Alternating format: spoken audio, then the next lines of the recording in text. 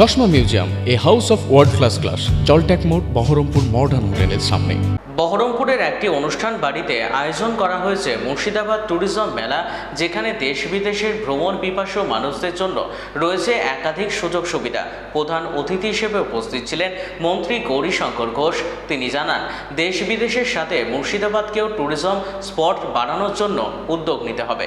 সরকার সাহায্য করবে, পাশাপাশি সাধারণ মানুষকেও এই বিষয় নিয়ে এগিয়ে আসতে হবে।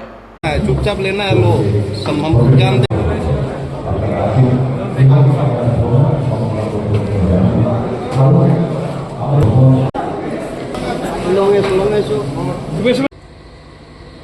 সমস্ত সুধী নাগরিকবৃন্দ তাদেরকেও বরণ করে নেব শ্রী সৌমেন সরকার মহাশয়কে, সহ সভাপতি ইন্ডাস্ট্রিয়াল।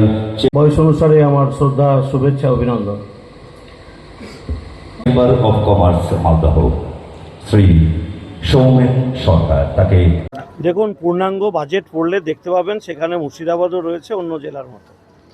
যেটা আমাদের মাননীয় মন্ত্রী পাঠ করে শুনিয়েছেন, শুধু সেইটুকুই তো নয়, পূর্ণাঙ্গ বাজেট বেশ একটা মোটা বই হয়ে গেছে। সেটা পাঠ করলে বোঝা যাবে যে মুর্শিদাবাদ পর্যটন শিল্পের উপরেও গুরুত্ব দেওয়া হয়েছে, মুর্শিদাবাদের সার্বিক বিকাশের উপরেও গুরুত্ব দেওয়া হয়েছে। মন্ত্রীমশাই যত কম সময়ে যতটা পড়া যায় সেটাই পাঠ করেছেন বলে অনেকে ভাবছেন মুর্শিদাবাদ বঞ্চিত। মুর্শিদাবাদের জন্য প্রচুর আছে। আপনি দেখবেন অন্য জেলায় যেভাবে ঘটছে এই জেলাতেও দেখতে পাবেন, এক বছরের মধ্যে সেগুলোর বাস্তব রূপায়ণও দেখতে পাবেন।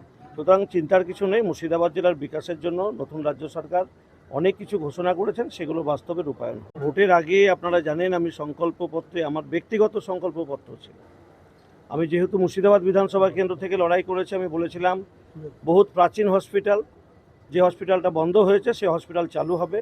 1 বছর সময় চেয়েছিলাম, আপনারা 1 বছর লাগবে না, দেখবেন 6 মাসের মধ্যে সেই হসপিটাল, লন্ডন মিশন হসপিটাল চালু হবে। গার্লস কলেজ বলেছিলাম জিয়াগঞ্জ শহরে, গার্লস কলেজ আগামী 2 তারিখে ক্যাবিনেট বৈঠক আছে, সেই ক্যাবিনেট বৈঠকের পরেই সিদ্ধান্ত হবে।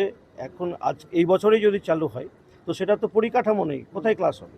তাহলে কোনো একটা প্রতিষ্ঠান নিতে হবে যেখানে ক্লাস চলবে। সেটারও ঘোষণা আপনারা এই জুলাই মাসে পেয়ে যাবেন যে জিয়াগঞ্জ গার্লস কলেজে এই বছরে স্টুডেন্ট ভর্তি নেওয়া হবে আর্টস এবং সায়েন্স। সুতরাং এইখানে আমার বিধানসভা কেন্দ্রে আমি যেমন দুটো বললাম, এইরকম গঙ্গাবক্ষের উপরে, ভাগীরথীর উপরে ব্রিজ হবে। অনেকেই কালনার 1200 কোটি টাকাটা ভেবেছিল যে মুর্শিদাবাদের ভাগীরথী।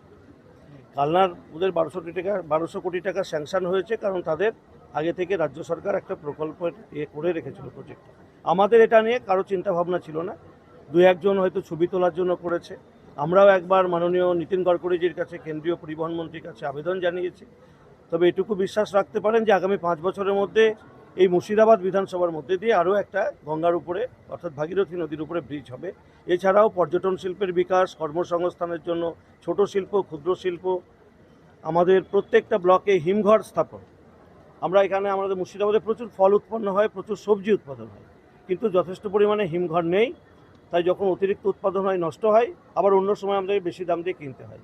চাষিও দাম পায় না, যারা আমরা ক্রেতা তারাও একটা সময় প্রচুর পাই, সস্তায় পেয়ে যায়, অন্য সময়কে বেশি দামে কিনতে হয়। তো সেটা যেন কিনতে না হয়, সব সময়েই মানুষ যেন একটা তাদের যে আয়ত্তের মধ্যে সব কিছু পায়, তার জন্য হিমঘর স্থাপনের কথাও বলা হয়েছে চাষিদের স্বার্থে। তো সার্বিকভাবে মুর্শিদাবাদের বিকাশের জন্য এবারে নতুন সরকার যে বাজেট করেছে, এই জেলার জন্য অনেক কিছু আছে। আগামী 1 বছরের মধ্যে সেগুলো দেখতে পাবেন, আর দেখতে পেলেই মনে হবে যে না, মুর্শিদাবাদ বঞ্চিত হয়নি, মুর্শিদাবাদও পেয়েছে।